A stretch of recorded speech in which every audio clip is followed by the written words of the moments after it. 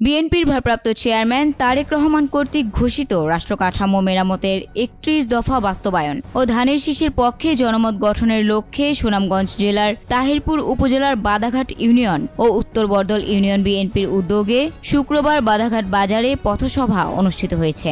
প্রধান অতিথি হিসেবে উপস্থিত ছিলেন সুনামগঞ্জ জেলা বিএনপির আহ্বায়ক কমিটির সদস্য ও তাহিরপুর উপজেলার সাবেক চেয়ারম্যান জনাব কামরুজ্জামান কামরুল। সভাপতিত্ব করেন জনাব মোহাম্মদ মঞ্জুর আলী। সঞ্চালনায় ছিলেন জনাব মোহাম্মদ এনামুদ্দিন তালুকদার। এ সময় উপস্থিত ছিলেন তাহিরপুর উপজেলা ও স্থানীয় বিএনপি অঙ্গ সহযোগী সংগঠনের নেতৃবৃন্দ।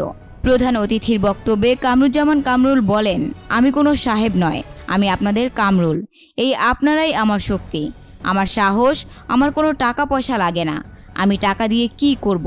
আমার সামনে বসা আপনারা সকলেই আমার টাকা, শক্তি, সাহস। বিএনপির প্রতিষ্ঠাতা শহীদ প্রেসিডেন্ট জিয়াউর রহমান বলতেন, জনগণ সকল ক্ষমতার উৎস।